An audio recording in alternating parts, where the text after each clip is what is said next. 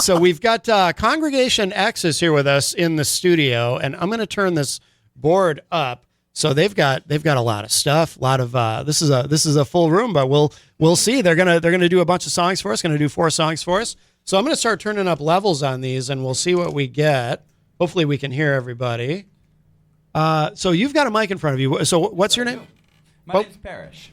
Parrish. I'm one of the... What channel is that mic on? This mic is on channel 1. Channel 1, so I'm going to turn that up. Oh, there we go. Okay. Hey. Oh, I can hear you. Can hear you in the headphones, yes. All right, very good. So, cool. And Parrish, do you want to, since you've got a mic, do you want to introduce everybody else? Yep. So I'm Parrish. I am one of the lead vocalists and the keyboard player for Congregation X. To my left in the room, we have our amazing guitarist, Nevin Brown. Hello, Nevin. A little further to the left, we have our lead singer, Alexandria Bricado. Hi, Alexandria. Welcome. And then on the left, we have our small square wooden drum kit player, Jake Russell. Hi, Jake. Welcome. And over on the far left in the room, we have the man, the myth, the legend, Josh Schultz on bass. Hi, Josh. Welcome. This is the first time, by the way, that we've ever had an upright bass in the studio, so that's very cool. I'm a bass player, too, so I'm very impressed just to see up close upright bass. Okay, so let's make sure we can hear everybody. So let's have a little guitar. That should be on 2. 2. Okay. Yep. Sounds good. Sounds good. And Alexandria, where are you? Where's she plugged in? She is on 8. If I recall correctly. She's on 8. Yep. Go ahead and say something. Hey, everybody. Oh, good. You're definitely in the mix. Excellent. Excellent. Okay. And usually, pretty much any mics in the room end up picking up drum. Just tap that thing a little bit, though. Just make sure we... Oh, yeah. Yeah.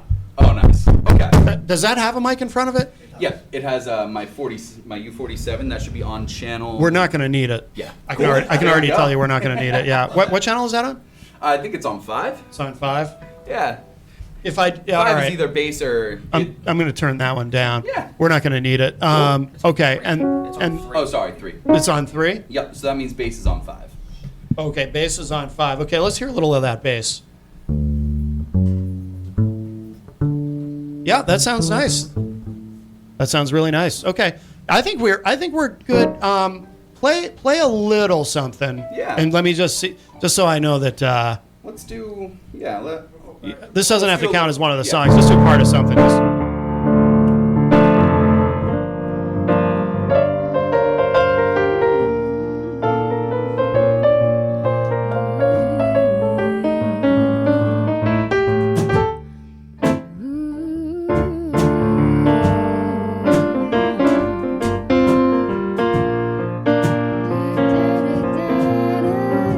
Sounds good in the headphones. Nice. Yeah. Sounds good. All right. So Congregation X, if you're just joining us, Congregation X is here with us live in studio. And Parrish, what are you going to do? You're going to do, you're adjusting. That's okay. No, that's all right. You're going to do 4 songs for us today? Yeah, we got 4 songs for you. Okay. I can't hear you for some reason. What channel are you in again? I am on channel 1. Channel 1. There we go. Okay. Gotcha. I mean, I could hear you, just weren't very loud, but and then when I put the podcast up, everything will get compressed anyway. But so all right, yeah, great. So you're gonna do 4 songs? Yep. So this first one we've got is called 24 Hours. All right, Alexandria, you want to quickly give us a rundown on what that is? Oh, 24 Hours, the first song that we ever wrote as a band. It's pretty much about having so much love and not enough time to, extend it out to everywhere you want to. Okay, all right. Congregation X live in studio.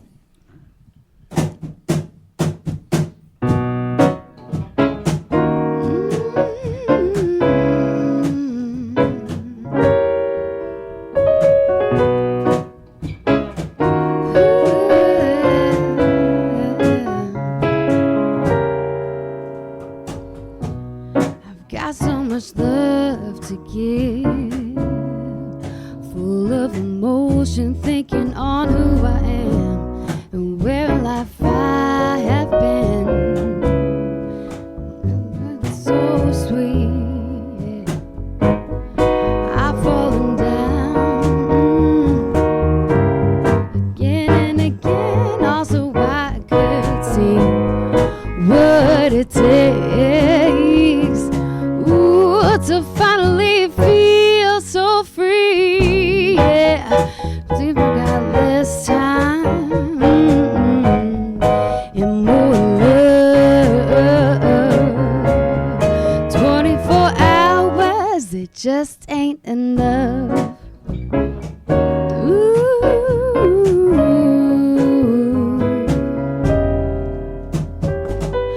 Feels like time is against me, yeah. But if you look closer, you will see all of these moments passing by give me motivation to try.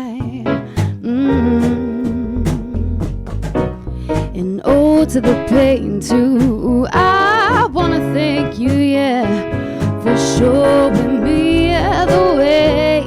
A beautiful new lesson every day. Life is like the ocean riding waves.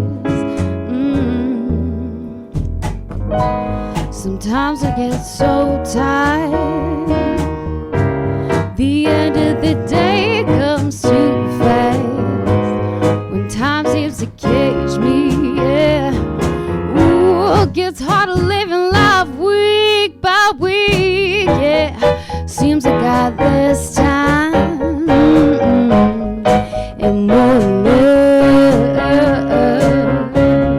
24 hours, it just ain't enough.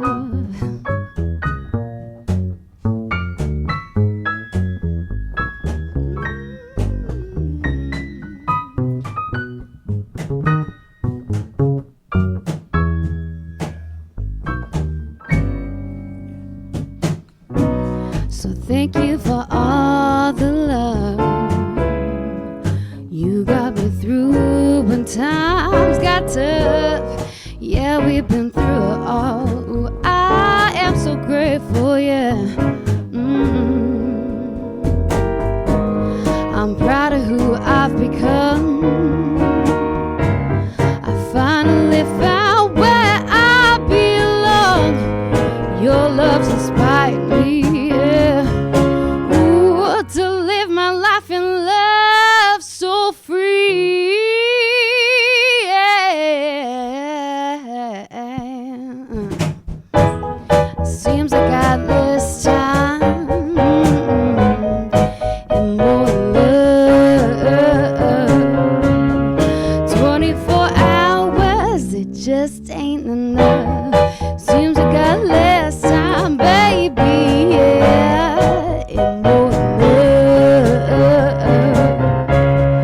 24 hours, it just ain't enough.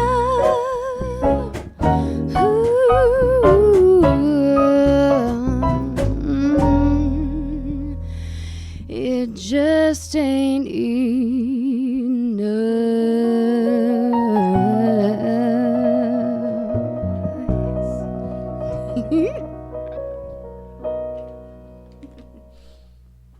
Oh, that was great. Congregation X is here with us live in studio. That was amazing. Great job.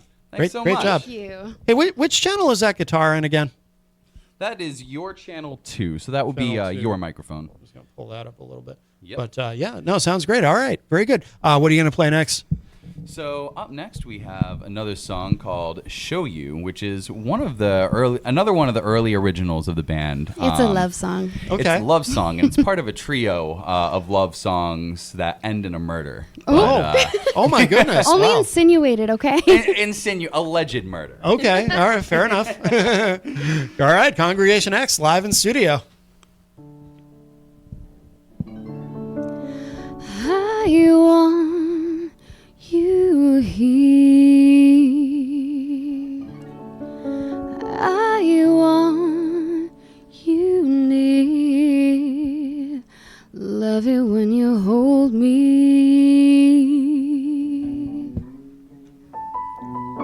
I really wanna show you.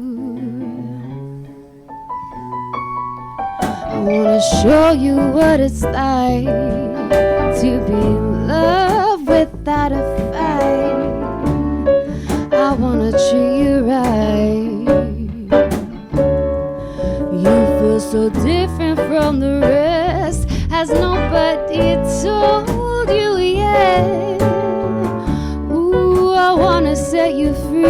take you there. Come on, babe, put down your head. I'll give you sweetness that you've been missing.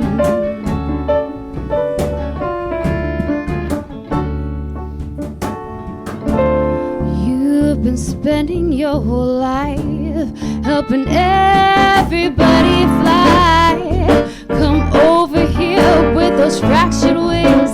I got some bitches and love to give you, baby. I wanna hear you sing, see you dance, make you smile, give in the chance. I wanna show you I want you here. I want you here.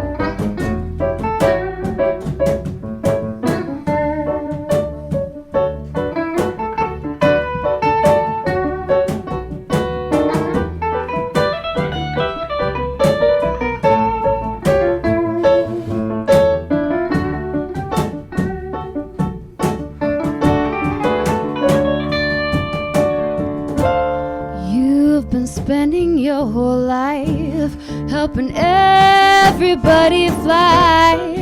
Come over here with those fractured wings. I've got some bandages, love to give you, baby. I hope you understand. I see the real you. I wanna show you what it's like to be prioritized. I give you sweetness that you've been missing. I wanna show you I want you here. I want you here.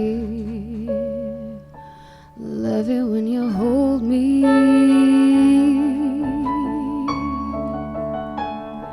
I really wanna show you.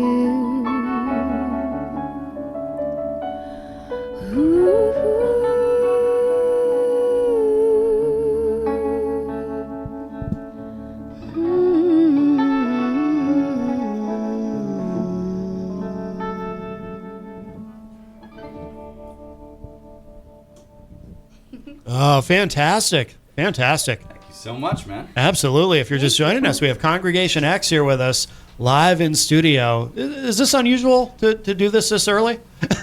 Maybe a little bit. I think we're used to night shows. Yeah. No, you sound great, though. You sound great. By the way, so before you play the next one, where should people go to find you online for people who want to keep up with everything that you're doing? So you can find us on Instagram at Congregation X and and on Facebook at Congregation X. Okay. And that's currently where we're available. We will have a website and things like that coming out very soon. Okay. Oh, and we have a YouTube channel. Oh, that's right. important. Yeah, you got a lot of stuff on there, actually. Yeah. Yeah, we actually recently just played a great show up at Hermit Woods Winery in the Loft, and that whole show is actually available to stream and check out up on YouTube. Nice. And you don't have any studio music yet, right? We actually just recorded our first EP, so we're going to be mixing that and releasing it within the next couple months. Oh, congratulations. Excellent. Thank you. Can't wait to hear that. Very good. Very good. Oh, I got to ask you this too. Where does the name come from, Congregation X? So it was kind of a working title. Yeah, so the story... Oh, yeah, step up to the mic there, Nevin. So the story goes that the original lineup, the majority of us met at the Stone Church in Newmarket. Yeah. So we wanted something that represented that place because it was special to us. Oh, okay. And the X sort of represents our future journey because we've pulled together musicians from different styles and different backgrounds. Yeah. And it represents the potential of what we have that we can do as a group on a single journey. Okay. That makes sense. I love it. Very good. All right. That and it's what he put in the calendar, and eventually we were just like, that actually really is us. He's also a big fan of the X-Men. Oh well, there you go. All right. All right. Oh yeah. Our group chat is called X-Men. Okay. Oh, I like it. All right, very good. Yeah. All right, you want to play another one? Yeah, let's hit it. All right, Congregation X live in studio.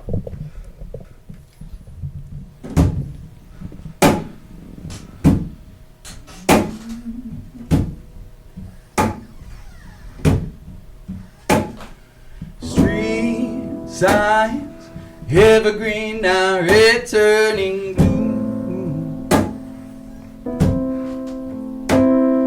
The silence of the night split by sirens on the way to find you.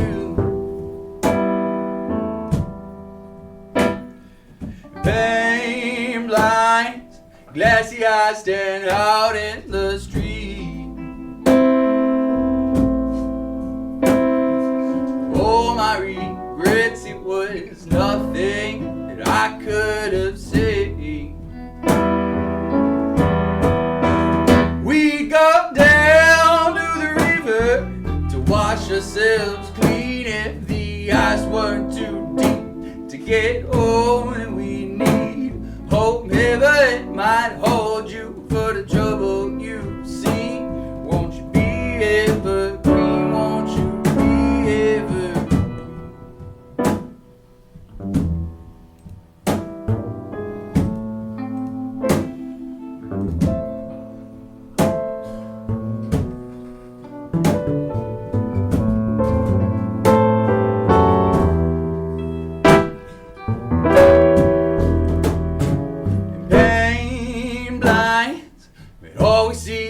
Cracks you may know.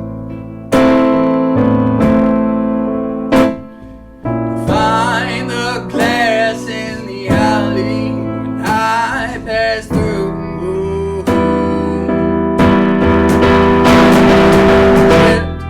Deciding when you fired the one round you need. I'm laying on the ground last week, threw it in town the tree. We go down to the river to wash ourselves clean if the eyes weren't too deep to get all that we need. Oh, heaven might hold you for the trouble you've seen. Won't you be evergreen? Won't you be evergreen?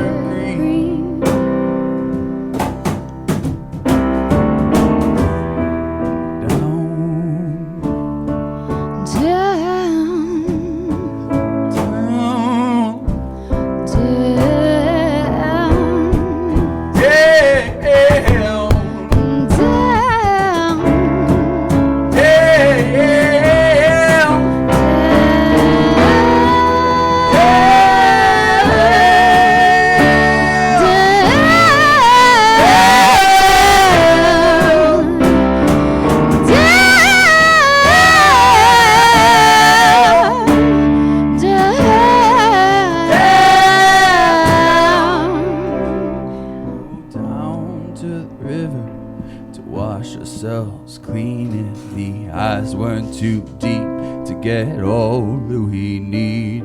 Hope heaven might hold you for the trouble you've seen. Won't you be evergreen? Won't you be ever? We go down to the river to wash us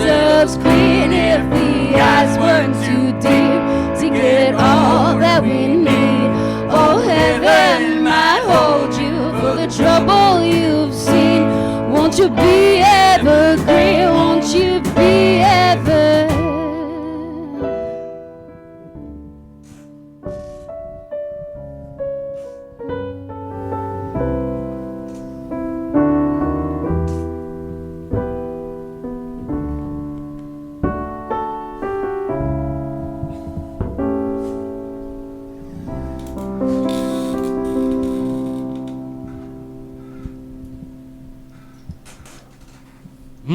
Fantastic, fantastic.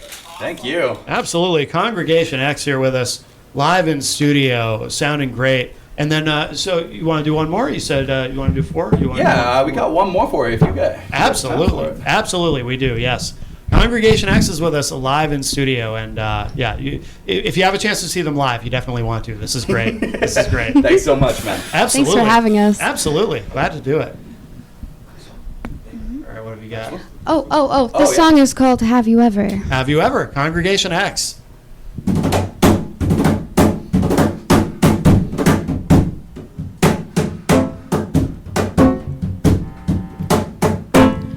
Have you ever thought, what could this be? Standing over there, but I can feel your eyes on me. I can't help but notice some things about you. You carry yourself in a way that I'm so drawn to.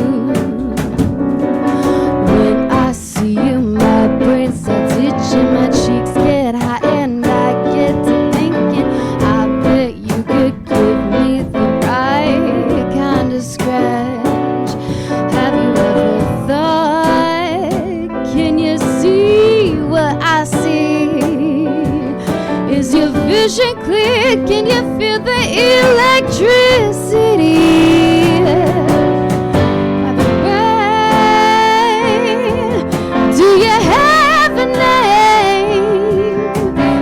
I've just been calling you my future flame.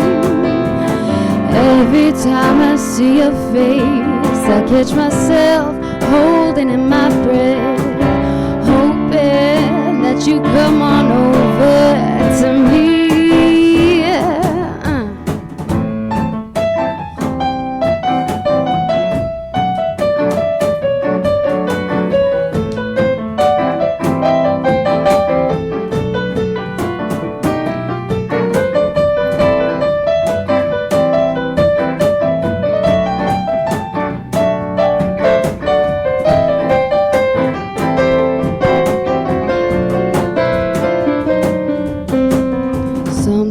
Delicious is coming your way, baby, if you let it. I know that you see the way I move.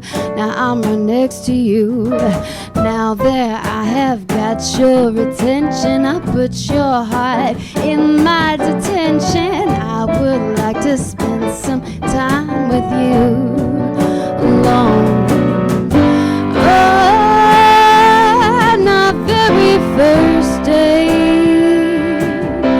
we'll be dancing in the kitchen at 2 a.m. Looking forward to first time kisses as our fingers interlock.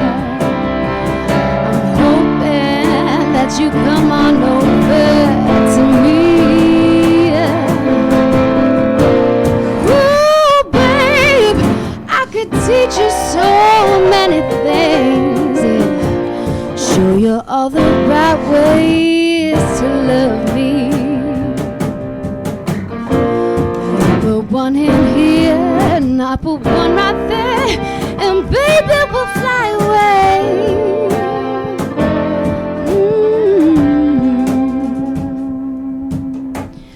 You've been walking through my mind. I'm wondering if you're the one. Are we brave enough to find out? Do you think of me like this too? 'cause we just don't know it yet. Oh, you're picking up on the vibes I'm picking up on whenever I'm around you. Oh, if you only knew, if you could read my mind, what would you do? Have you ever thought something delicious is coming your way, baby? If you let it, I would like to spend some time with you. Now that I have got your attention, ooh boy, ooh, are you listening? I would like to spend some time with you. Have you ever thought?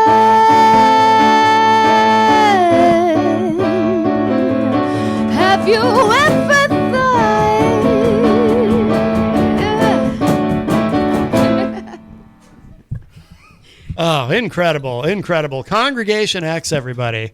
Great job, great job. Whew. Tell us again, where should people go to keep up with everything you're doing? So if you want to keep up with us, you want to find us on YouTube, Instagram, or Facebook. Okay. All of our future show announcements first drop on our Instagram, so that's a place to find us, really. Nice. Do you have anything tonight for people listening live on Saturday? You got anything tonight you want to plug, or this weekend? Well, if you are hanging out at home tonight, you want to be in a concert sitting at home, we have a live show from Hermit Woods Winery right up in the loft that you can tune into on our YouTube at Congregation X. Oh, very cool. And available on the Hermit Woods Winery YouTube. So if you want to be able to hang out with a little thing of popcorn and not have to go anywhere, pay for tickets, go ahead and check it out. Yeah. We're going to have some new shows coming up, coming into September, October. Okay, excellent, excellent. What time does that start, the live stream tonight? The live stream is already done. So the live stream, it was a live recorded stream, I should clarify. Oh, I see. Yeah, so okay, it was a live gotcha. recorded show we did a month or so ago. Oh, I And gotcha. it's already available, yeah. Oh, okay. In other words, we're taking this month to write some new songs to add to Yes. Oh, okay. Yeah. our list. Gotcha. Good, Yeah, good. There you go. Yeah. Yeah. Think of it as like Congregation X on demand. That's right. That's right. Very cool. Well, I want to thank you all for coming in. This has been amazing. You just sound incredible. Thank you so much. Thank you anything, for having us. Absolutely. Anything we didn't talk about you want to make sure our listeners know? They know where to find you. They know new album in a couple. Yeah, and we should also mention the summer series that we're doing. Yes. All right. Yes. So we are actually playing a summer series show. Let's see. We're going to be playing one in September at the Amp in Barrington. If you follow us on Facebook, we'll have information coming out about that. And then, oh yeah, there is one sooner. If you follow us on Facebook, we're gonna have a little house show coming up this month, actually, on the 19th. If you want to come out and see that. Feel free to follow us. In between writing new songs. Oh yeah, in between writing new songs. Feel free to follow us on Facebook, and we can get you some information on that. And it's going to be a great show. And then we will actually be performing at the Press Room this November. Oh, so very we'll be, good. if you want to come down to Portsmouth and hang out with us, we'll have information coming out about that very soon. Outstanding. All right, Congregation X. Thank you, all five of you, for being here today. This has been amazing. Thank you. Yeah, thank you Thanks for having us.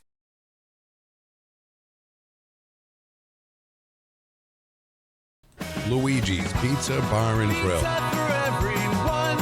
Let's raise a slice on high with toppings all around. It's a pizza party, oh my. Luigi's Pizza Bar and Grill, 712 Valley Street, Manchester. Come on in or call 622-1021. Luigi, keeping the tradition alive since 1975. Pizza for everyone. Come join the feast tonight. With each slice and topping, everything feels so right. In times of crisis, you need a law firm that stands by your side. With over 40 years of experience, Craig & Getsoulis is dedicated to fighting for your rights. As former state prosecutors, our attorneys have the knowledge and trial experience to provide an aggressive defense against any charge, from DUIs to homicides. If you've been injured, our compassionate team will assess your case and fight for the compensation you deserve. Serving all of New Hampshire, Craig and Getzoulis is here when you need us most. Visit CraigGetzoulis.com for a free consultation. Craig and Getzoulis, your advocates, your allies. Bring your kitchen to life with Queen City Cabinetry. Located at 87 Elm Street in the historic Sunbeam Mall in Manchester. Open Monday through Friday, 9 a.m. to 5:30 p.m. and Saturdays, 10 a.m. to 2 p.m. They can be reached at 603-222-2007 or on the web at queencitycabinetrynh.com. Come see the possibilities. Queen City Cabinetry, another proud sponsor of WMNH. Hey everyone, this is Rob Azevedo, host of Granite State of Mind, and I want to tell you about Pembroke City Limits in the historic Suncook Village. PCL is an award-winning bar, restaurant, and music venue where there's live music 5 days a week and twice on Saturdays. Everything from blues, country, folk, funk, and a whole lot of jazz. We have 12 craft beers on tap dedicated to local brewers in the area and some of the friendliest bartenders around. Please come visit Pembroke City Limits at 134 Main Street in the historic Suncook Village, only 6 miles outside of Manchester. Open Tuesdays to Wednesdays, 4 to 10, Thursdays to Sunday, 11 to 10. Pembroke City Limits, where it's all about the music. Diz's Cafe is the place to put a smile on your face. Judy and the crew will take care of you. Bring your appetite and treat your taste buds right. Diz's Cafe is always a winning choice. Breakfast, lunch, or supper. Diz's Cafe at 860 Elm Street in downtown Manchester. Dine in, take out, or make a reservation. Call 603-606-2532. Eat, drink, and be happy. Diz's Cafe. When it comes to keeping WMNH on the air and your own personal or business computer needs, trust Groland Computers. Located on Elm Street in Manchester, Groland handles computer repair, virus removal, and custom-built systems. Are you looking for budget-friendly options? Check out our selection of fully inspected used computers. We offer tailored on-site solutions. No unnecessary expenses here. Visit Groland.com or call Groland Computers at 603-645-0101. Your tech, your way. Trust Groland Computers.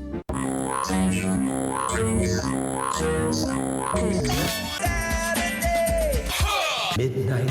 7 times out of 10, we listen to our music at night. Thus spawned the title of this program. Late Night Delight with DJ Midas, right here on WMNH Manchester. You want to know why? Because I'm on the radio. Saturdays and Sunday nights, midnight to 4 a.m. This hour on WMNH is sponsored by CGI Business Solutions, located at 5 Dartmouth Drive in Auburn. They serve all your business needs, including employee benefits planning, corporate design and business administration, investments and wealth management, and customized business insurance solutions. Their phone number is 866-841-4600 or on the web at cgibusinesssolutions.com. Behold the harmony of airwaves as you immerse yourself in the captivating frequencies of WMNH-LP, the sonic heartbeat of Manchester, transcending through the ether at 95.3 megahertz frequency modulation. Our transmissions emanate from the zenith of 1000 Elm Street. Venture into the heart of our creative realm at 119 Canal Street, where innovation and sound collide. We bear the imprimatur of Manchester Public Television Service in the venerable city of Manchester, New Hampshire, USA. Enrich your auditory journey with the depth of our licensed resonance. Dispatch your missives to WMNH953@gmail.com or traverse the virtual corridors of WMNHradio.org. Engage with our sonic vibrations by communing with us through the digital channels. Your radio beckons, eager to enthrall you with its mesmerizing cadence and envelop you in a symphony of boundless auditory wonder. WMNH, rip the knob off.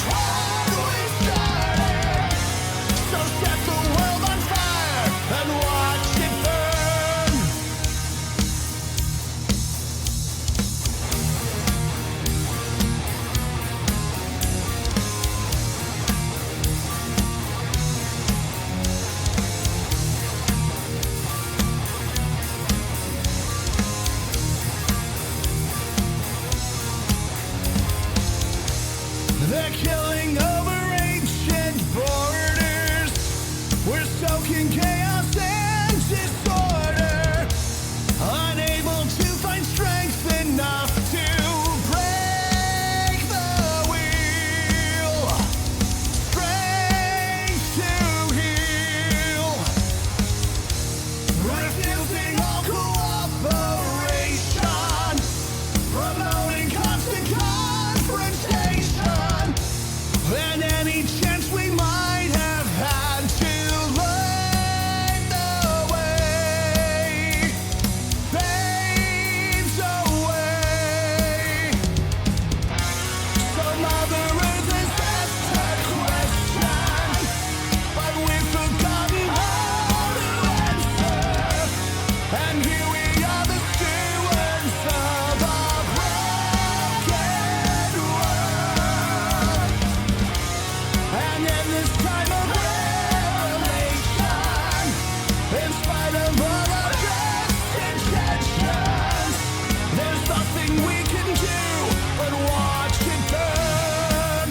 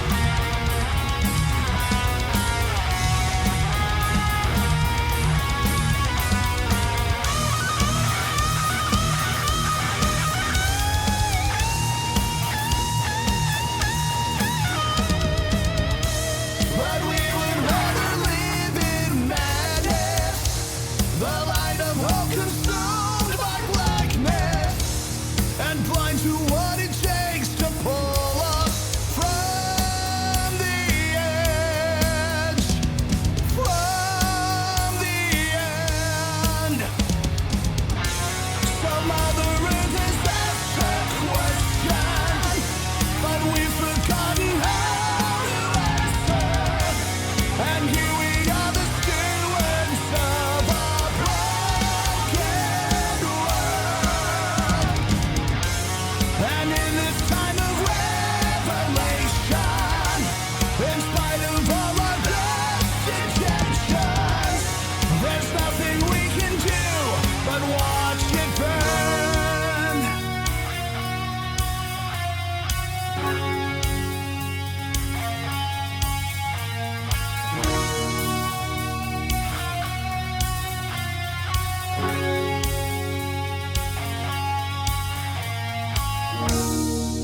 Let's escape the weather, my dear, run away for the winter.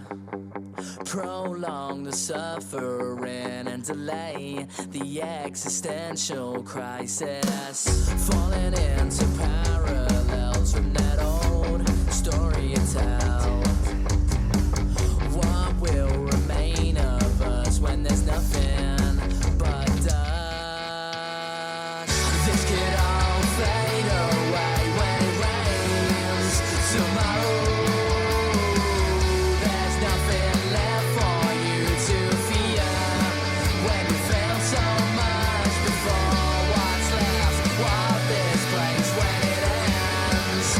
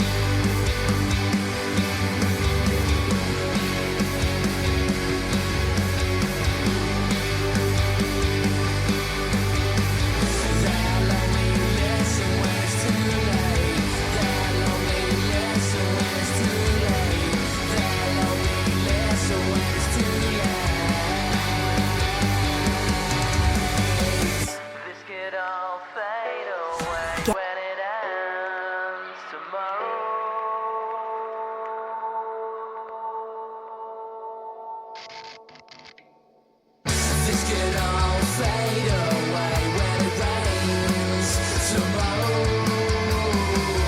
There's nothing left for you to fear when you failed so much before. What's left of this place when it ends tomorrow? There's nothing left for you to fear when it's all gone. It's all gone. When it's all gone. You are listening to WMNH 95.3. World premiere.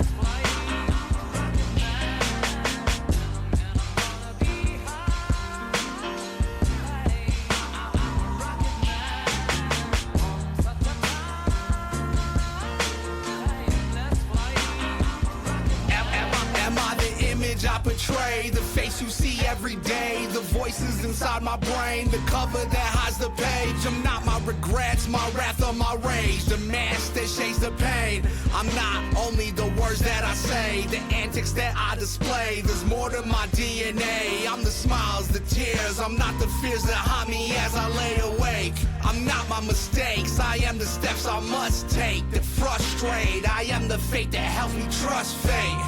I was once a ball of clay that would frolic and play, but the years have slipped away. I am the light that keeps the demons at bay. I am the gray, the high notes, the low vibes that scare you away. I am infinity. I am nothing, I'm the anomalies you can't explain. I'm every thought you create. I am not this flesh that disintegrates. I am every breath you take, every moment that escapes.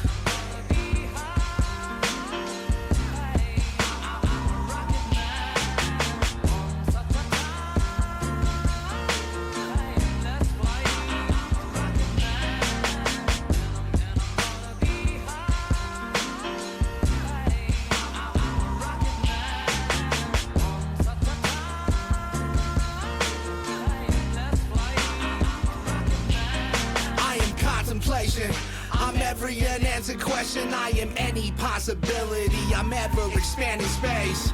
I am a warm embrace. Will I vanish without a trace? Is the simulation provide an explanation or merely a charade? Just a waste. Is there new discovery over yonder or just decay? What do I worship? How do I pray? Can you hear me speaking through the silence? What's in our way? Bask in the glorious now. Will it ever stay? What is the meaning? Will we ever know? Are we all one or only alone? Will this ever be our home? Will we witness completion or forever be undone? Dare to see without sight. Can you predict what's to come? Is it all in vain if we float away? The Alpha, the Omega, everything in between. Do you believe? I can't truly say I know one thing.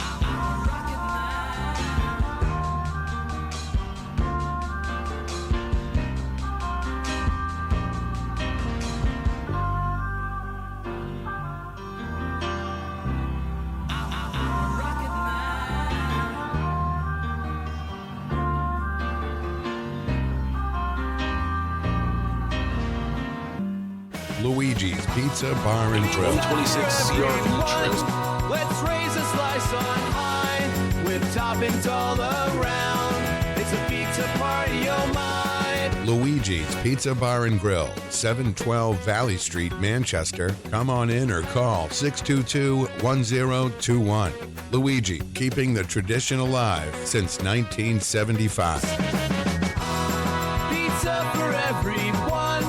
Come join the feast tonight. With each slice and topping, everything feels so right.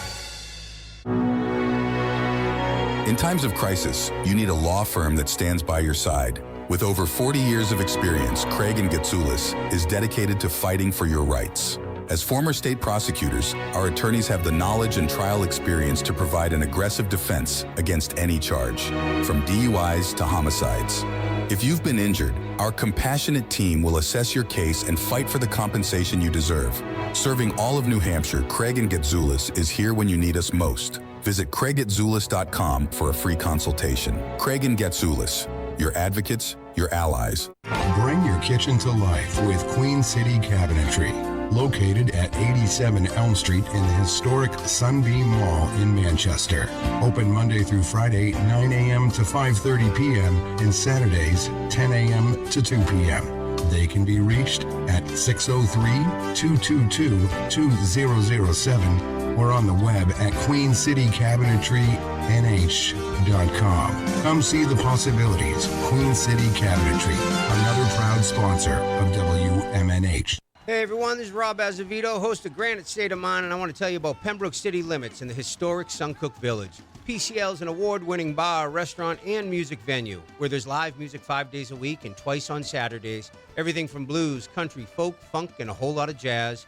We have 12 craft beers on tap dedicated to local brewers in the area and some of the friendliest bartenders around. Please come visit Pembroke City Limits at 134 Main Street, the historic Suncook Village, only 6 miles outside of Manchester. Open Tuesdays to Wednesdays, 4 to 10, Thursdays to Sunday, 11 to 10. Pembroke City Limits, where it's all about the music. Diz's Cafe is the place to put a smile on your face. Judy and the crew will take care of you. Bring your appetite and treat your taste buds right.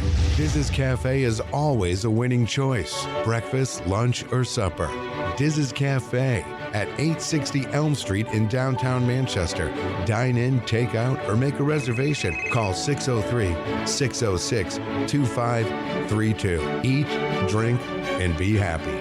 Diz's Cafe. When it comes to keeping WMNH on the air and your own personal or business computer needs, trust Groland Computers. Located on Elm Street in Manchester, Groland handles computer repair, virus removal, and custom-built systems. Are you looking for budget-friendly options? Check out our selection of fully inspected used computers. We offer tailored on-site solutions. No unnecessary expenses here. Visit Groland.com or call Groland Computers at 603-645-0101. Your tech, your way. Trust Groland Computers.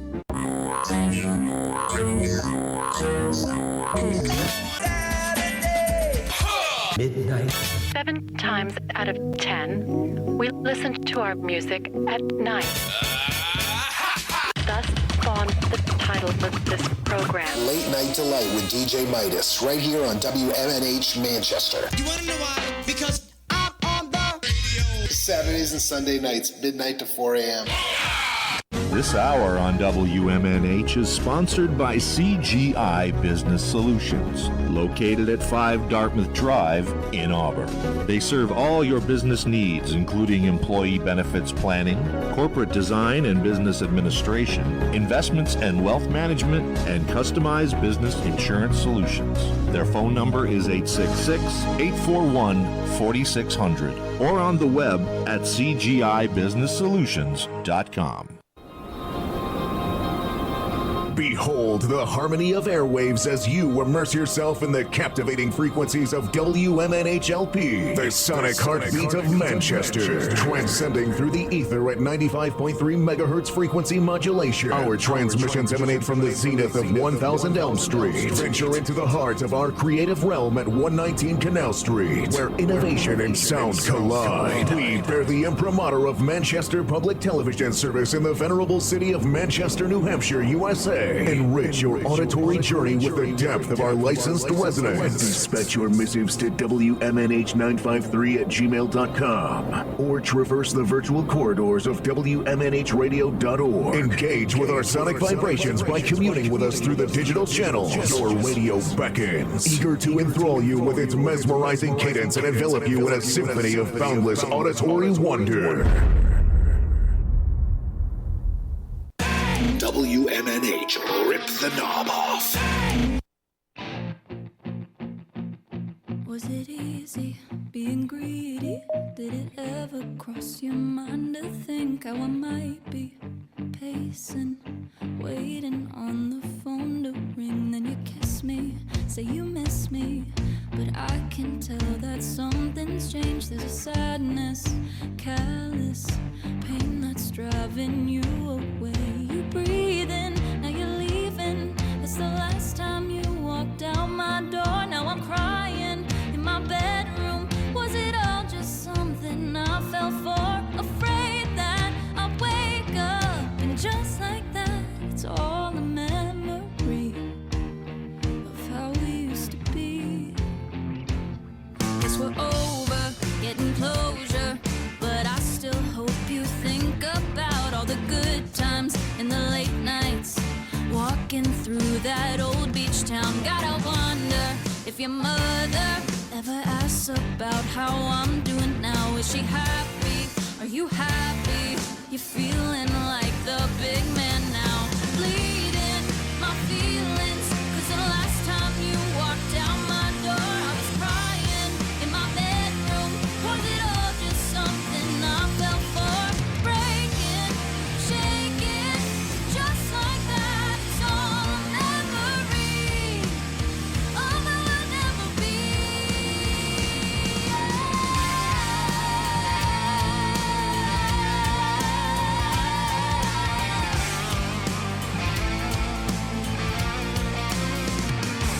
Was it easy being greedy? Did it ever cross your mind to think it was easy being greedy?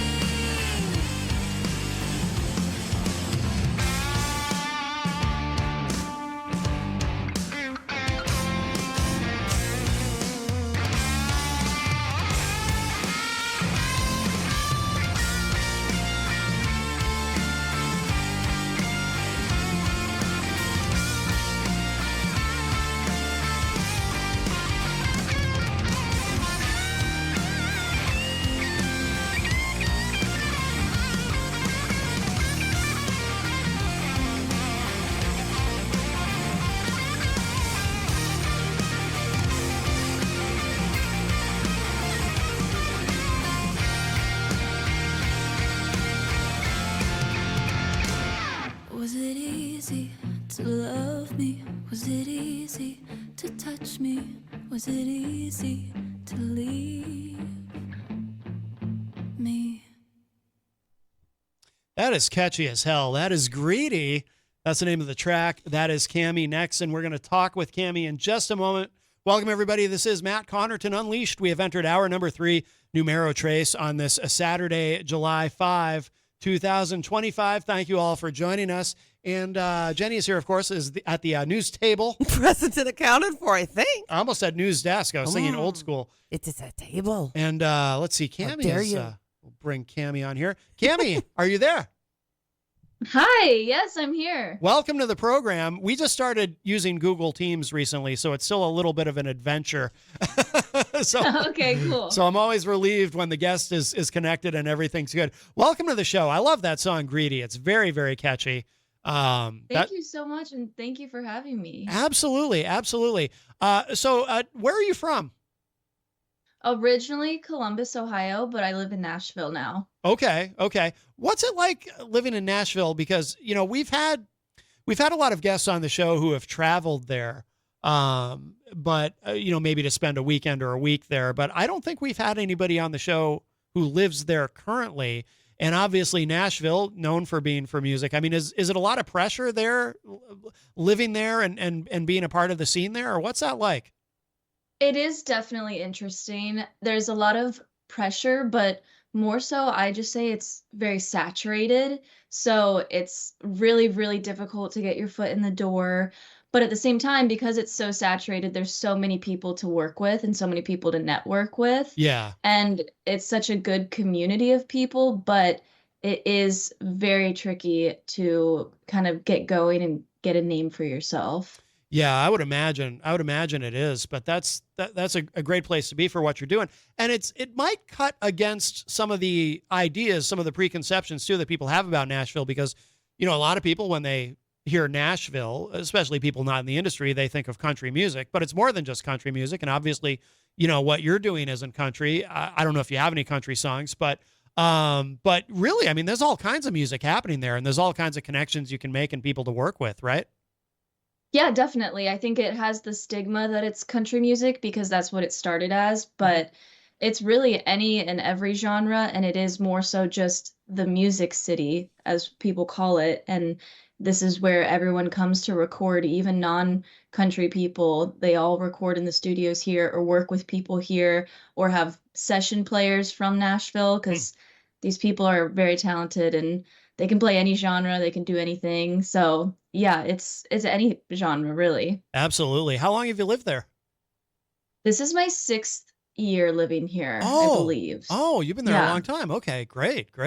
I went to college here, so I moved when I was 17. Oh, outstanding. Okay. Was that recorded there? I assume It was, yeah. Okay. Very cool. Now what about, so you started pretty young, I would imagine. You're from Ohio originally, you said, right? Yes. Were you involved in music before moving to Nashville? I assume. I mean, I know you moved there for school, but growing up, you said, was it Columbus, Ohio, you said? Yeah, Columbus, Ohio. I grew up there and was definitely involved in music and specifically musical theater. I did a lot of that as a kid and like growing up. And in all throughout my life in high school, everything, I was known as like the musical kid in my town. And I ran all the music programs. I was the president of all these different choirs and small ensembles. And I did all the community theater shows and this, that, and the other. So I was definitely musically inclined from a very young age. And that just kind of became my thing. And I didn't really do sports. It was always just music. Yeah. And so I made the decision to, originally I was going to go to college for musical theater because I thought that I liked that. But I then quickly realized I just liked the singing part of it. I didn't care about the acting or the dancing. I just wanted some place to sing in front of people. Sure. So then I pivoted and moved to Nashville to do music. No, that makes sense. But yeah, I mean, doing music, that was clearly inevitable, given your background and everything that you did growing up. So that's great. Now so you have several singles out. I know, have you recorded an album or an EP yet, or is that on your radar? It's not currently on my radar. I have 4 singles out right now, and I'm kind of just riding the singles wave because I think as a smaller independent artist, it's pretty difficult to put out an EP or an album and expect people to listen to the whole thing. Yeah. Because that's a lot easier when you have a big following and people want to sit down and listen to it. But I would rather create singles and put them out one at a time and give them a bunch of attention or as much as I can. And that way they get kind of the spotlight for a second rather than putting out like a 45-minute long album and hoping that people will listen to it. Yeah, I think that makes sense. It's a lot of artists, it's very important to them to do albums, but there's I don't remember who it was we were talking to about this, but we had a guest on the show recently talking about how when you put out an album, it's like, in terms of algorithms, like on Spotify, for example, you get that initial boost of, okay, here's something new. It might show up in your suggestions. Here's something you might like, whether it be Spotify or even on YouTube or wherever. But you get that big bump, that little, not even a big bump, but you get that little extra push once with the album, and then that's it. Whereas if you just release a series of singles, with every single, you get that little push, algorithmically speaking. And so that ends up being a little bit of a more sustainable strategy. Although some of the guests too that we've had on the show recently, they've kind of inverted, because the old approach, sort of pre-internet, was you release an album and then a series of singles to radio. And some artists now, they Yes. release a series of singles that eventually coalesce into an album or an EP. Exactly. Yeah. But what you're doing I is think is working. that's more the norm, I think, now, is people putting out singles and then they release like an EP, but it's just all of the singles they've already put out. Yeah. Yeah, absolutely. Now, in terms of your songs, the songs that you've put out, are these all written by you, or do you have? I'm really curious about this, especially given where you are geographically, because you have so many. You're just surrounded by all kinds of talent. So I'm curious about your process and who you collaborate with, or maybe you do it all your own. I don't know, but I'm really interested in that. Yeah, I write all of my own songs that are currently out. Okay.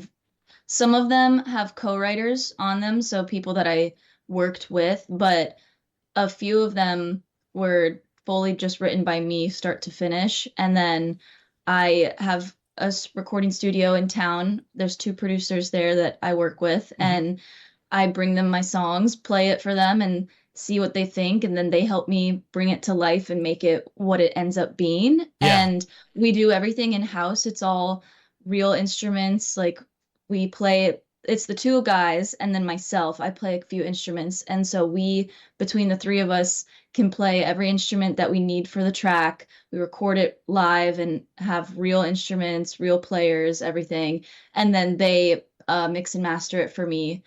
And that's kind of been our process for a while. However, I have a single coming out in August, and it's the first time I'm releasing a song that I had no part in writing. Okay. I took a cut from some friends that I have that are professional songwriters, and I kind of started to explore this idea of I don't have to do everything myself. I can just be the artist or just be the performer, and there are many talented songwriters here, obviously. And that's what people in the real industry do. These huge famous people are not writing their songs themselves. They have 10, 15 people helping them write songs, or they don't even write them at all. And they get these cuts from very talented songwriters. So I tried that out and I really liked how the song turned out. So my next single is fully just written by other people. Okay, interesting. Was it hard to take that step? I mean, was that something? Did you go into that saying, no, maybe I will try this and see what happens, or was it more like did you have to be kind of coaxed into it? Because that's got to be, because that's a big shift, right? Because like you said, you were used to doing everything yourself, which gives you a lot of autonomy and control over your material, and to take that step and do something that someone else wrote, was that difficult, or did it come naturally, or what was that like? I think it really came naturally. It was my idea. I kind of put feelers out and let people in the industry know, hey, I'm open to cuts. If you have songs that you aren't going to cut, or you don't have anybody to cut them, send them my way and I'll listen to them. And if they fit my vibe, my overall kind of genre that I'm building for myself, and I took them to my producers too, and we kind of listened to them together because they know my style. And we decided which ones fit me, which ones didn't fit me, and then narrowed it down to the song that's going to come out. And I honestly think it wasn't that difficult because I grew up my whole life obviously doing theater, and I was in lots of cover bands and things like that. So I grew up singing other people's songs my whole life. It really wasn't that different. And if it's a good song, at the end of the day, I think that's all that matters. Yeah. And it really wasn't a hard process. It kind of made it more enjoyable because I wasn't scrutinizing it as much as if it were my own songwriting. I'm much more like, oh, does this sound stupid? I wrote this. These words are probably dumb. But since somebody else wrote it and I very much enjoy their songwriting already, I just sang it and liked it from the start. That makes sense. So it sounds like it was kind of liberating in a way. Yeah. Yeah. No, that's very cool. You mentioned too, so I noticed you went out of your way to put extra emphasis on talking about how everything that you do, it's played by real people, real musicians. And it makes me curious because one of the things that we talk about on the show a lot, because we have a lot of sort of industry centric, shall we say, conversations on the show, is we talk a lot about AI. the use of AI in music and whatnot. And I'm curious. I suspect, based on what you've said, that this might be something that you're concerned about. So I'd like to get your thoughts on that, or maybe there's another dimension to it. But I'm really interested because, like I said, you went out of your way to tell us, this is all real. So obviously, none of these parts were created by AI in any of your songs. So I'm curious if you have further thoughts on that you'd like to share. Yeah, it's interesting because my kind of stance on that started even before AI kind of joined the picture. I was always looking for what my niche was in the industry. Like, I think everybody has their thing that makes them unique and their genre, or it's their sound, or this, that, and the other. And I realized that I think what makes me unique is that our music is very commercial. It's very commercially successful, but it's all real. And in today's day, most music is not real. It's all done digitally, or it can be done digitally. Yeah. And I went to college here, and there were so many people at my school who made full songs in their dorm rooms on their laptop. And you would never know that they, did it by themselves at midnight just on their computer. Yeah. And I wanted something that made us stand out. And I realized, like, hey, we play all of this for real. And I don't think a lot of people do that. And I think that's something we should emphasize and tell people is like, this is real. Like, there's someone sitting there actually playing the drums. Every single beat that you hear, he played it. And that's impressive. And I went to school with so many talented musicians, and I was starting to realize these people like won't be needed if we continue down this path. And I think there's something special about someone actually playing it. And right, especially live, you can't have a live show if someone's not actually playing the instrument, Yeah. And now it's turned to AI, and it is insane what they can do and make, a whole song or parts of a song. So yeah, that's kind of become my shtick and my niche, is saying like, hey, this is real. So just keep that in consideration when you're listening to it. Like, some guy sat down and played every note on that guitar that you're hearing. So right, I think that deserves to be shouted out and, get the credit. And so even the drums are live? The drums are live, the bass, the guitar, everything. We usually stack it from the bottom. So we'll record the drums first, and he does that fully with no other instruments. Like, he sits down and will play the entire song from start to finish just on the drums and with a really crappy demo that we made, and he can pull out an entire song on the drums, and then we build it from the bottom up. So bass, guitar. Yeah.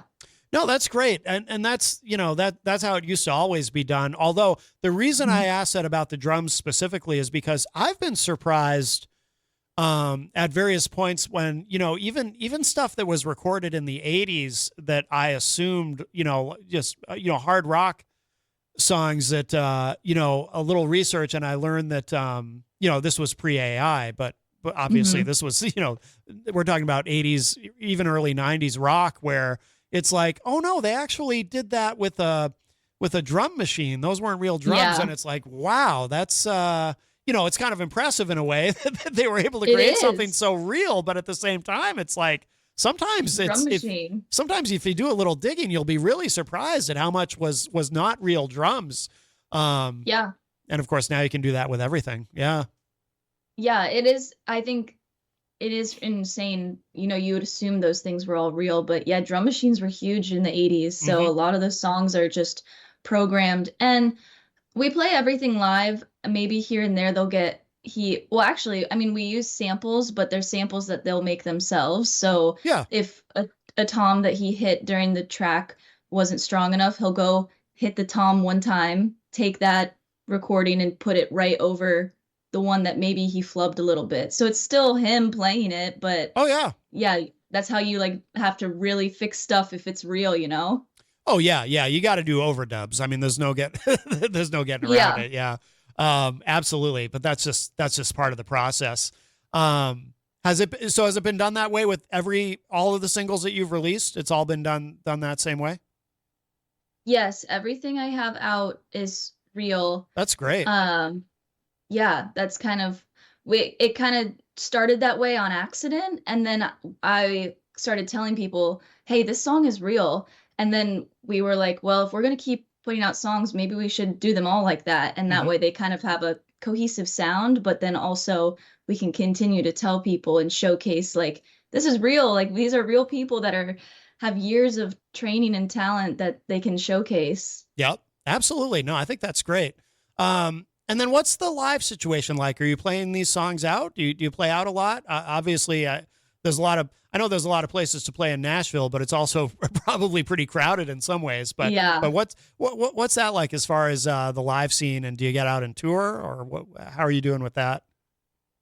This is my third summer that I am playing. I primarily play in the summers just because winter kind of slows down a little bit, and I use that time more so for recording and writing and getting stuff ready and to release and whatnot. Yeah. And like I said, I'm from Columbus, Ohio. All of my family still lives there. Like every single family member lives there.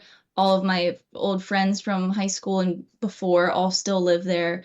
So I visit there very frequently. I've built a very good community of people and kind of a following back there. Yeah. And so I go back there very, very frequently and play festivals and fairs in the surrounding area just because I've created a good community and I have lots of good contacts back there that it's gotten easier for me to get my foot in the door there rather than here.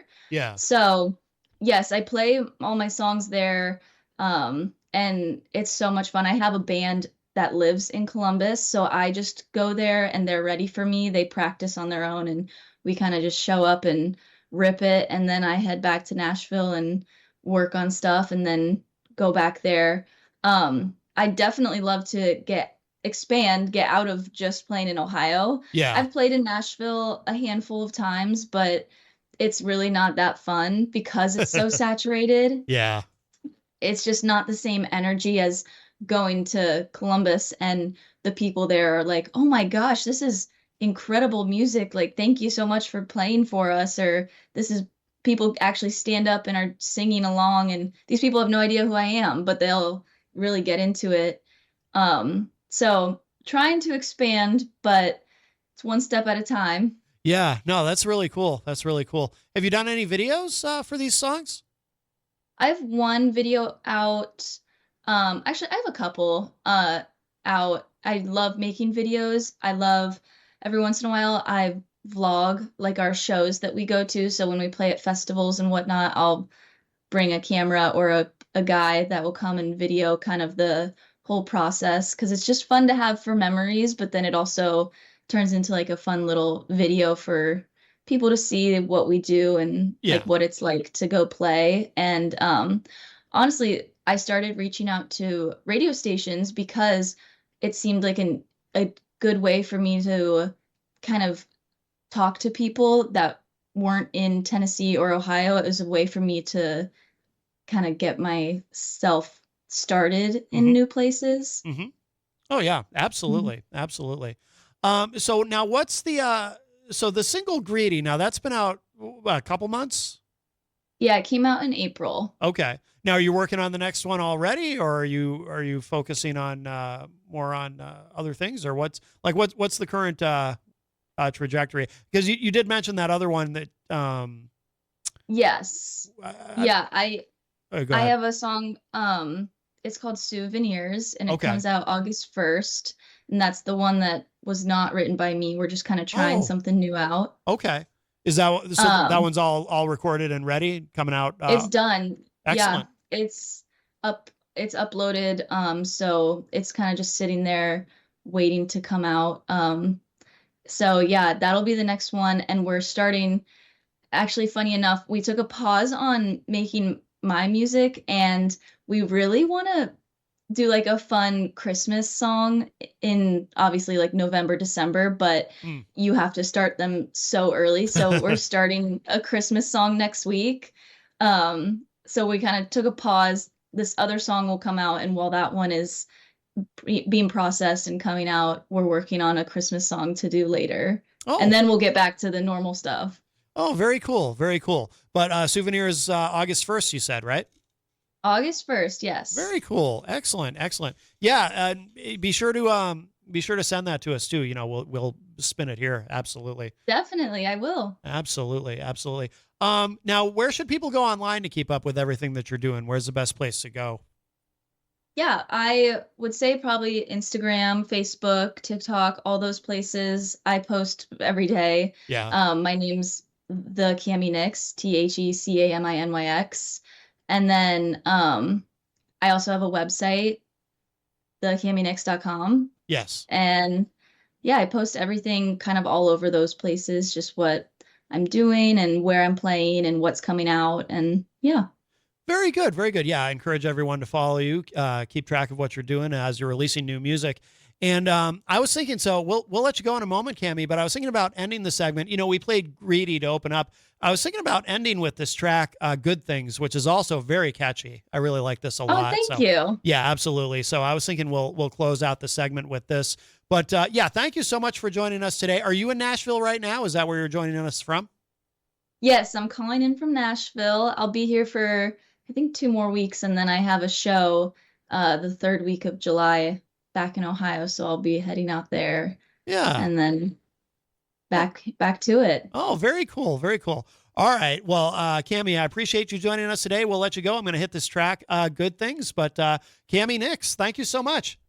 Thank you so much. You got it. We'll talk to you soon. Bye-bye. Bye. All right. Very good. That was Cami Nix. And if you're wondering how to spell her last name, it's Nyx. And let's give this a spin. This is called Good Things, another great track from Cami Nix.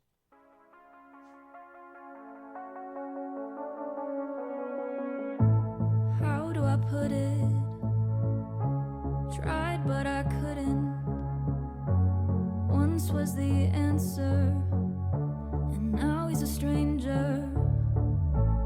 Left with an echo, loved with my eyes closed. Kiss like a devil, hard temperamental. I knew he'd break my heart, should have left him from the start. Is it true all good things fall apart? Is it good or is it bad? I was never even sad. Broke my heart, made it look easy. That you never thought that I'd be smiling, thriving, doing fine. Crying never crossed my mind. Always said that I love blue, but jealousy looks good on you. Let's face it, it's funny. Fools would have judged me. Thought he was honest, but boy was I modest. Thought it was true love. What the hell's true love? A boy full of secrets. Never said I would keep them. I knew he'd break my heart. Should have left him from the start. Now I know that good things fall apart. Is it good or is it bad?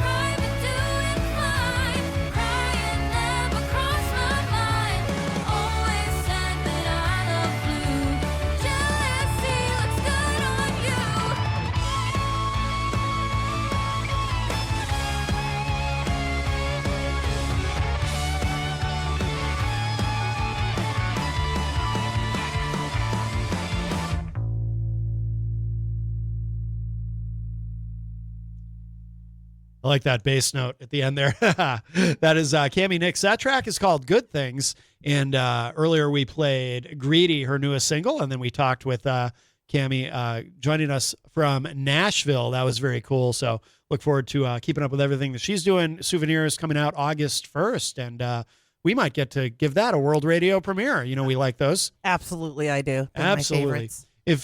Welcome everybody. Of course, if you are joining us live on Saturday morning, it is July 5th, 2025. Matt Connarton Unleashed. And I think we should talk about this, an interesting story that took me by surprise. So there's Lorde, she's been around for a while, I think, right? Yes. She's got a new CD, and this is from TheVerge.com. So, you know, sometimes when releasing physical media, people like to come up with cool gimmicks, you know, like I back in the days of when vinyl was of course, vinyl has had such a resurgence over the past decade, but, you know, sometimes with vinyl, people try to do cool stuff, release limited edition vinyl. I remember, I still recall when Dan Randall and the Randlettes, some people will know, when he showed me, he had bought the Kiss single for Unholy that came out in 92, and they put it out on limited edition white vinyl. It was so cool. Anyway, my favorite was a Styx album that I think it was Paradise Theater that actually had the theater in the album, like the visual. Yeah. You had to hold the album a certain way to see to see it. But yeah, I mean, I always love stuff like that. Yeah. Picture discs, they call them. Yeah. And those are cool. Ooh. You know, some artists have tried to do things unique and innovative with CDs as well, not just vinyl. And Lorde's new CD is transparent. You can see through it. And if you don't know what I'm talking about, you know, you can always go find a picture of it online. It's interesting. It's completely clear. You can see right through it. See right through it. What a cool idea, right? Yeah, actually. Well, there's only one problem. And this is from TheVerge.com. Lorde's new CD is so transparent that stereos can't even read it. Oh, God, that's so terrible. And there's only one version. And it doesn't work on most players. So this is from The Verge. It says, Lorde fans are clearly struggling to play the CD version of her new album. Consumers who purchased the special edition of Virgin, released on a transparent plastic disc, are reporting on Reddit and TikTok that many CD players, car stereos, and other sound systems they've tried to play it on are unable to play it. The transparent CD, promoted as being fully recyclable, is currently sold out on Lorde's web store and was the only disc variant available for the Virgin album. So in other words, if you don't want the clear CD, if you want something you can actually play, you can't even get it. Nope. So that may have been a welcome compromise for fans, given the singer opted to forego a CD release entirely for her 2021 album, Solar Power, over waste and environmental concerns, but little comfort to customers who can't purchase alternative options. One Reddit user said, quote, very cool looking, and I'm not going to return it, but doesn't work in 3 of my top players. PC was able to rip, but the files are not great. There's distortion and clipping. Unquote. User reports indicate that older hardware is less likely to work with the CD than devices with newer sensors. So, you know, we should just stress that so people know. It's not that it doesn't play at all. You just have to have a very new CD player, apparently, that is able to actually read the data on it. Because, as one person pointed out, and this isn't from the article, I saw this on another post. Somebody said, hey, you know, it's completely clear there's no silver coating, but isn't the silver where the data is stored? Oh, God. That's true. Yeah. That's very true. So apparently, Oh, boy. so if you have a newer CD player, you can play it, but older ones, car stereos won't play it. You're just SOL. It says here, one TikTok user demonstrated that her car CD player was unable to recognize the disc and said that forcing the CD inside resulted in automatic ejection, mirroring similar reports made in Reddit comments. this Redditor said, quote, whoever decided to design this is an idiot. Cars can't read the CD. Walkmans can't read the CD. You need to create CDs that are fit for purpose of for the medium in which they are played on, which is older technology, unquote. No, you should update your technology. But that's it's your fault. You didn't update your technology. That's right. To hear the greatness of the disc. If you're a true Lord fan, this reminds me of there's a podcaster who we know who always complains about people not listening to his podcast on good quality equipment. This is true. And expects everyone to upgrade their equipment when they listen to his amazing show. You must spend hundreds, yes. thousands even. Yes. How he knows how people are consuming his content, I have no idea. But what I don't get is, like, didn't they test it out on... They must have only played it on the very best. That must be what happened. Yeah, and nobody bothered to go, hey, let me go see if this will work in my car. That's probably what happened. It says here, Lord has yet to address any of the issues raised about the transparent Virgin CD. The official cause of the playability issues also has not been confirmed. It's certainly a striking disc. CDs with even partially clear designs are uncommon.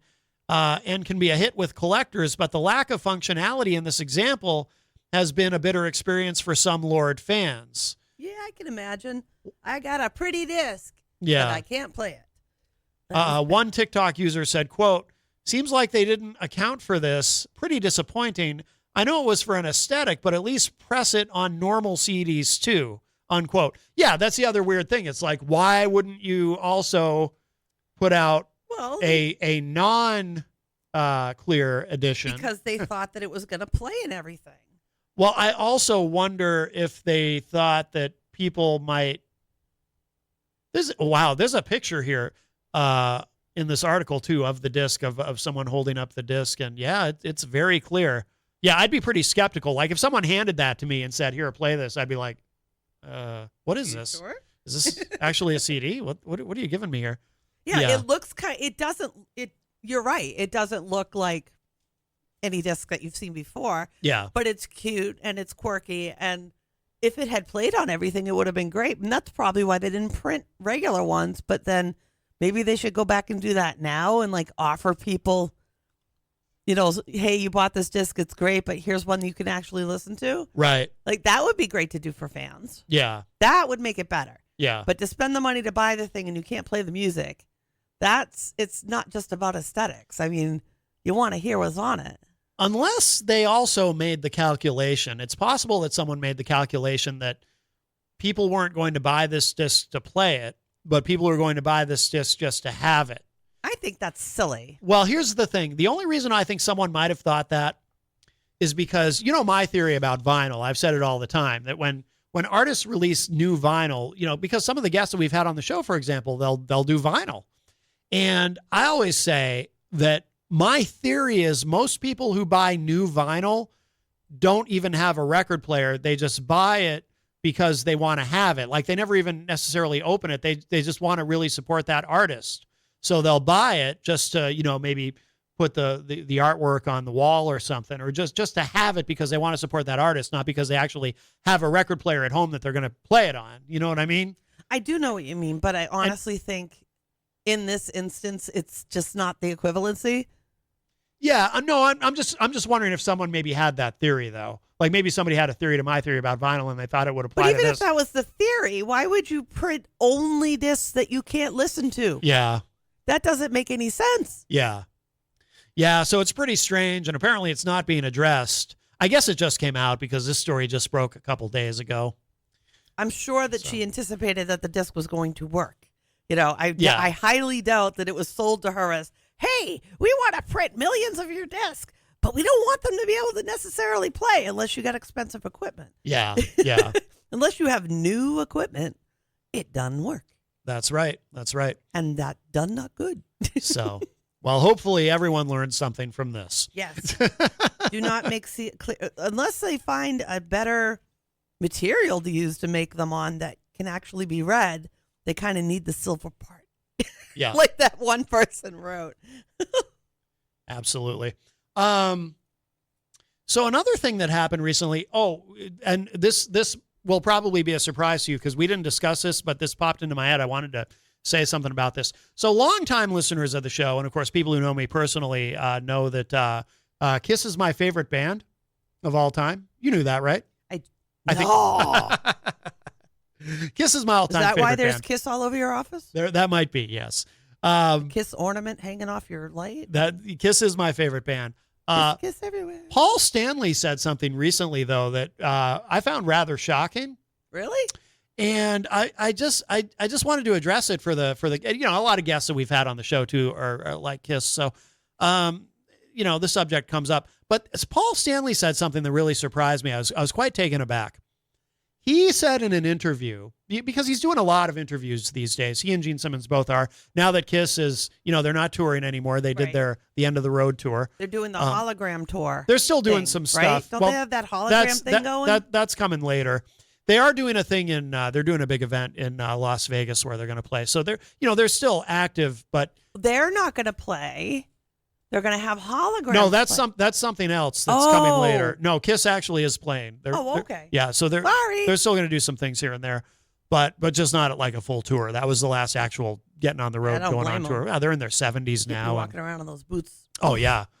Paul Stanley said in a recent interview that he feels in hindsight, because he's doing all these interviews talking about looking back on Kiss. He feels that in hindsight it was a mistake in 1983 when they took the makeup off, because those four characters that they had created are so iconic, and he didn't think that anything that they did could ever live up to that, and so in hindsight he feels that might have been a mistake. What do you think? Well, I was shocked that he said that, because why do you find it shocking? Because it was a complete 180 from everything he's ever said on the subject. Because everything else, any other time, in any interview or even in his book, he talks about it. In his book, he talks about it a lot. The decision to do that, the reason they did it at the time was because, the makeup on a business level had run its course, it had seemed. Kiss had gone from being one of the biggest bands in the world to having a couple tough years where in the United States, they had really kind of fallen down and they needed to change. It was time for a drastic change in the band. And so it's like the way Paul talks about it in his book, for example, in his autobiography, he talks about the conversations he had about it with Gene, because he had to talk Gene into it. It was Paul's idea. And I didn't know that. And he had to talk Gene into it. And he said to Gene, he said, we have nowhere else to go. We have to do this, because both when they took the makeup off in 83 and when they put it back on in 96 for the reunion tour with the original lineup, in both instances, Paul had to talk Gene into it. In both to put the makeup back on? To put the makeup back on, he had to talk Gene into it too. In both times, he had to talk Gene into it. It was Paul who really wanted to do it. And, and obviously he did talk Gene into it. And the thing is, so Paul felt they couldn't continue on at that point in 83 with the makeup. They had to make this change. And Paul was like, not only will it kind of refresh the band, it sort of, it'll also prove to everybody, the haters, the doubters, the critics, that we're more than just the makeup and the flash and all that, and that we're a real band. Of course. So they took the biggest gamble of their career. Because they were rolling the dice. It was a scary time for the band. And Paul talked about that a lot in his book too. It was a scary time because this was a big risk, a big gamble, and they did the unmasking on MTV and whatnot. Turned out, and this is part of why it's so shocking to me that Paul said this recently, turned out it was the right call, because it brought them back. They'd had a couple of tough years, but they take the makeup off, and that first single, No Makeup, Lick It Up, ended up being a big hit. And they're back, they're on MTV now, and the song's on the radio, and Lick It Up goes platinum, and so it really brought them back. Now, granted, during that non-makeup era of the band, they were never as big as they were during that original makeup era where they were one of the biggest bands in the world. Yeah. But they were still doing really well. That was a successful period. They had, all those albums went platinum. They were still able to do the arena tours, the big arena tours. They didn't have to scale down and play clubs or anything like that. So it was a pretty successful period. And so but they had to do it. Like they had to take that risk. Did he qualify his statement as to why he thinks it's a mistake now? He said that, looking back on it, he thinks that, they should have, maybe it would have been smarter to stick with that iconic image that they had created and not tamper with that. But he's never said that before. And I was just so shocked because he's always maintained up until recently that it was the right decision because that's what they had to do to save the band. And it worked. It did save the band. And so I was so shocked when I saw that, when he says, in hindsight, I think it was a mistake. I was like, really? That's interesting. Very shocking. Well, as you to get me. older, you change your perspectives on how you see things. I mean, Yeah. I can look back on my youth and go, oh God, you were so ignorant. But there's no way. But yeah. we all make decisions. But it's, it is interesting because, I mean, like you said, it kept them viable. It kept them making money. Yeah. It gave them they a whole didn't new. have to downsize or anything. Like, yeah. It gave them a whole new, it gave them a big boost, yeah. So That's it. That is interesting. yeah. Yeah. And then, and also too, if they had never taken the makeup off, the reunion in 96, when they put the original lineup back together and put the makeup back on, that wouldn't have meant nearly as much. Yes, I agree. So I agree. It would have been like, yeah, whatever. Okay. Well, no, I mean, it would have been the original lineup, so there's definitely something to say there. But it still would have been a little bit of a big deal. It wouldn't have been as dramatic as putting the makeup back on. Right, exactly. After what, a decade? Give or take? 13 years. Yeah. Yeah, the non-makeup era lasted 13 years. Did you like the music better during that era, or what's your favorite era of Kiss? I love every era of Kiss, but my favorite era is late makeup era, like the first half of the 90s when they were still out of makeup. That was my favorite era of Kiss. But see, I mean, part of my perspective is when I became a Kiss fan, they were already out of the makeup for a couple of years. Ah. It was actually Tears Are Falling. So you were after the makeup. Okay. Yeah. I guess I kind of assumed you were in it from the beginning. No. I was. You were a late bloomer. Well, yeah. When I really got into Kiss, it was the video for Tears Are Falling was on MTV. It was in heavy rotation actually, and I still remember I was watching MTV one day after school, and the video for Tears Are Falling is on, and my dad comes home from work and he kind of pokes his head into the living room and says, "Daddy, who is that? Is that Kiss?" And I said, "Yeah." And he said, "Oh, I really like this song." And I said, "Oh yeah, me too. It's like my favorite song right now." And I guess he kind of made a mental note of that because then he got me that album for Christmas. Aww. He got me Kiss Asylum was the album. And a Kiss fan was born. And yeah, and that was, and I listened to that over and over, and that was when Kiss became my favorite band.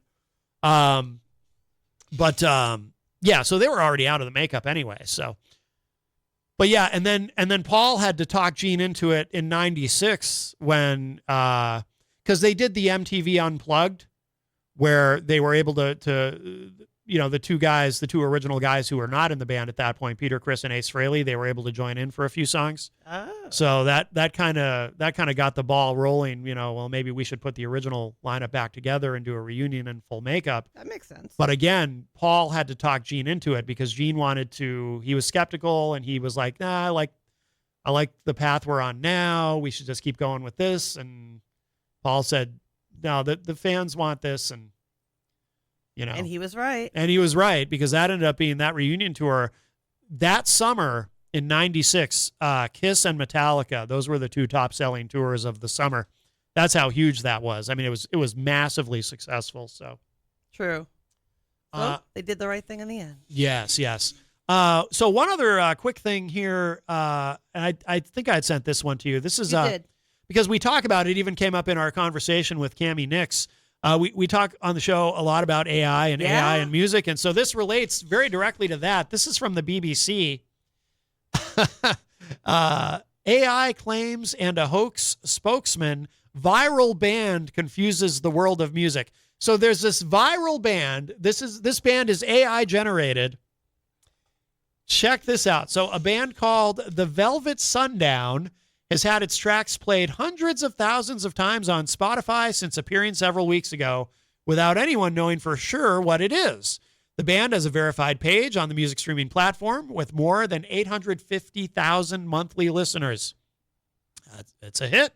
However, none of the 4 named musicians in the band have given any interviews or appear to have individual social media accounts, and there are no records of any live performances. It has prompted accusations that they and their music are AI generated, something the band denies on social media. Yes. But The- not on camera. And the band did not respond to the BBC's request for an interview. This is kind of funny. I mean, it's scary, but it's kind of funny at the same time. Further confusing the story, Rolling Stone reported that the band's spokesman had admitted the Velvet Sundown's music had been generated using an AI tool called, care to guess? Studio or Suno. Suno. The one we've used. The one we've used. Um, yes. Only for the magazine to report shortly afterwards that the spokesman was himself a hoax. The spokesman was AI too? Yes. Oh, I missed that part. The man who goes Jeez. by the name of Andrew Fralin said it was a deliberate plot to hoax the media. A statement on the band's Spotify page said that the group has, quote, no affiliation with this individual, nor any evidence confirming their identity or existence, unquote. An account on X, which claims to be the band's official channel, is also fake, it added. Professor Gina Neff from the Mindaru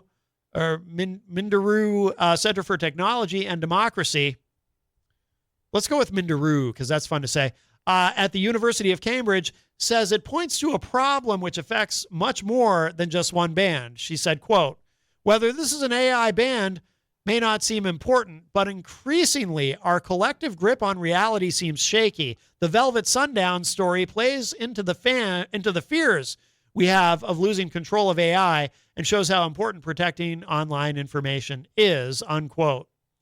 The Velvet Sundown's indie ballads with guitar music and male vocals is fairly easy, if bland, on the ear, with lyrics such as eyes like film in faded light, dreams walk barefoot into the night, ashen velvet, smoke and flame, calling out in freedom's name. It could all feasibly be either AI generated or penned by humans. Yeah. Do you remember that happened with me recently?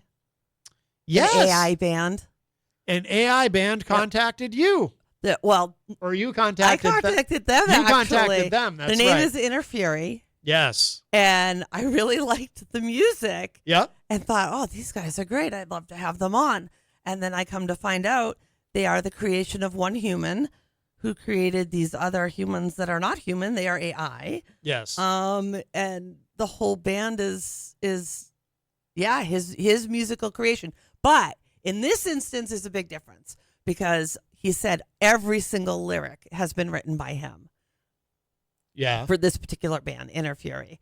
So I don't know about the other person, but I know that all the lyrics to this particular music is claimed to have been written by the artist. Let's see. So they have a. I just looked up on YouTube. I want to check out the music of the Velvet Sundown. They have a Velvet Sundown song called "Dust on the Wind," not "Dust in the Wind." That's Kansas. This is "Dust on the Wind." Oh, interesting. Let's. I want to hear this and just see what it's like. Here we go. Oh, just got to get through these commercials. It is monetized content. Let's see. "Dust on the Wind." I'd say that's pretty smart.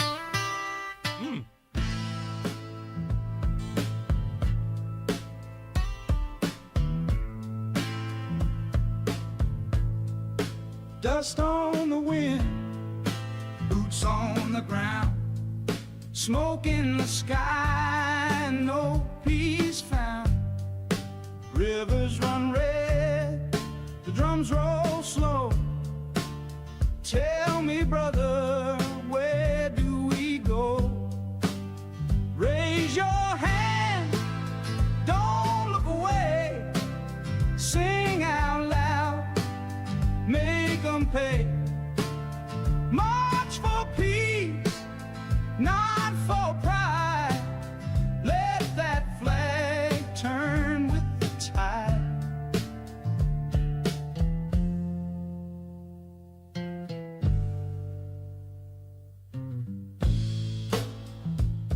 Well, it sounds very pro-war.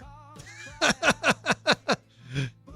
fly. You think it's pro-war? Mama prays while young men die. Sounds like it. Yeah.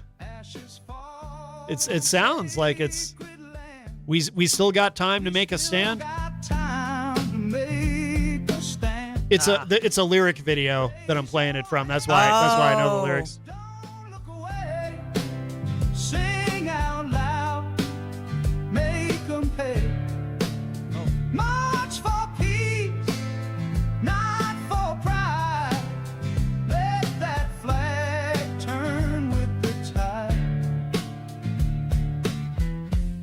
I gotta say, I love this AI generated voice. It's a good voice. Yeah, that's kind of an issue. Because all the ones I've heard so far have been actually really good. So that's kind of bothersome. Oh yeah, yeah. I just want to know what is AI and what is human. That's what I want to know. Yeah. I think there should be a little disclaimer or something. Yeah.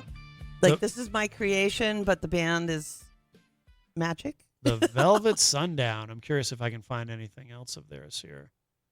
They have a... No, you should check out that Inner Fury one. Yeah, no, you showed me that. Yeah. Yeah. Oh, yeah, I did show it to you. Oh, they've got a whole album called Dust and Silence.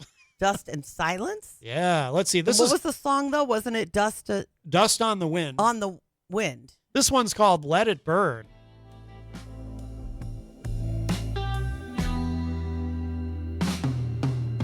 Flicker lights on silver sand. Marching ghosts with no command. Velvet boots on mirrored ground. Drums of thunder, distant sound. Promises in static blue. Yeah, I mean, it is a little bland, but... All right, there it is. The world radio premiere of the Velvet Sundown. Oh, boy.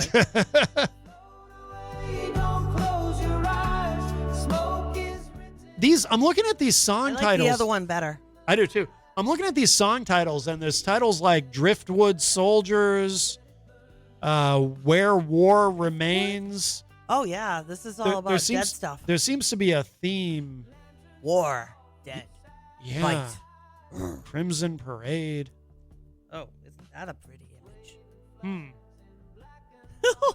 Yeah, there's a lot of stuff in the lyrics about waving flags and Maybe the person... making people pay. Did the person create it maybe be a veteran? Maybe. Or is it a young... do we know anything about the creator? No, we don't know anything about just that they're not real. And their contact isn't real either, right? Their spokesperson? Their spokesperson was not real. Hmm. There's an AI generated picture of them, of the band. I saw that when I was looking at it. They look like But the one... nice people. Yes, but you can tell, at least the one on the right-hand side looked like he was AI. Yeah, they kind of... He doesn't look like he's not AI. They kind of look fake, yeah. Yeah. Well... Yeah, that's where we are now. There you go. There you go.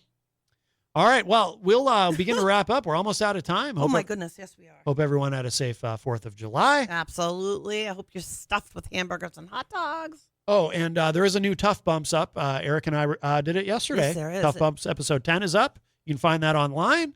And Jenny, you want to? You're always up to a lot of stuff. You want to mention your website? You can always check me out at jencoffee.com, JENNCOFFEY.com. And I was told yesterday I have some things coming up, so stay tuned. Very good, very good. And if you want to know more about me and everything I'm up to, MattConnarton.com. And thank you again, of course, to everyone who joined us today, Cammie Nix.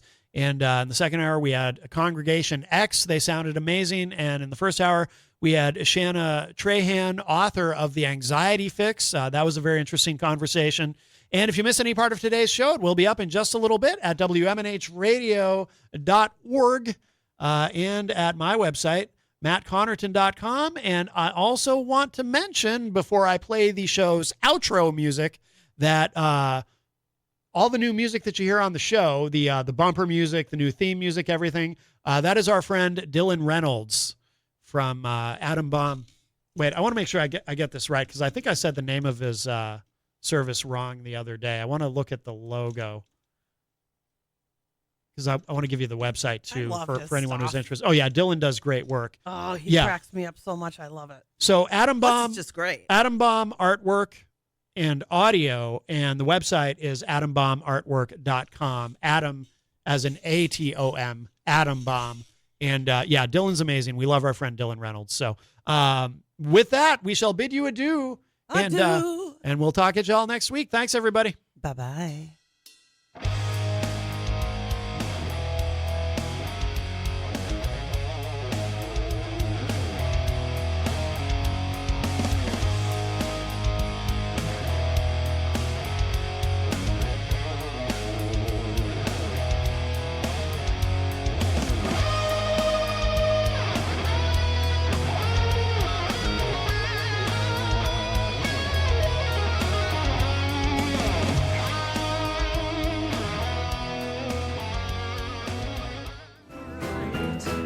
You are listening to WMNHLP 95.3 FM, broadcasting from the top of 1000 Elm Street. Our studios are located at 119 Canal Street and licensed to Manchester Public Television Service in Manchester, New Hampshire.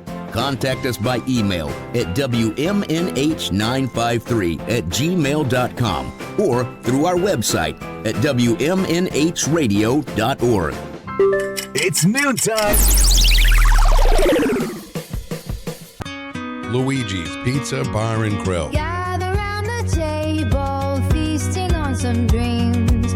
Pasta, salads, and calzones, lies richer than it seems.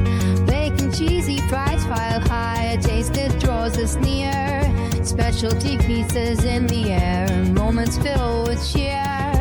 Luigi's Pizza Bar and Grill, 712 Valley Street, Manchester. Open 7 days a week. Come on in or call 622-1021. Luigi, keeping the tradition alive since 1975. In times of crisis, you need a law firm that stands by your side. With over 40 years of experience, Craig and Getsoulis is dedicated to fighting for your rights. As former state prosecutors, our attorneys have the knowledge and trial experience to provide an aggressive defense against any charge, from DUIs to homicides.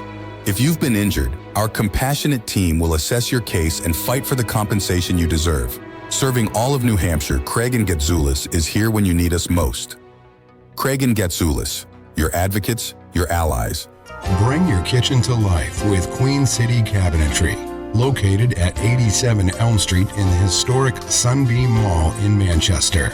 Open Monday through Friday, 9 a.m. to 5:30 p.m. and Saturdays, 10 a.m. to 2 p.m. They can be reached at 603-222-2007 or on the web at queencitycabinetrynh.com. Come see the possibilities. Queen City Cabinetry, another proud sponsor of WMNH. Diz's Cafe is the place to put a smile on your face. Judy and the crew will take care of you. Bring your appetite and treat your taste buds right. Diz's Cafe is always a winning choice. Breakfast, lunch, or supper. Diz's Cafe at 860 Elm Street in downtown Manchester. Dine in, take out, or make a reservation. Call 603-606-2532. Eat, drink, and be happy. Diz's Cafe. You are listening to WMNHLP, Manchester's radio. Broadcasting from the top of 1000 Elm Street. Our studios are located at 119 Canal Street and licensed to Manchester Public Television Service in Manchester, New Hampshire. Contact us by email at WMNH953@gmail.com or through our website at WMNHradio.org.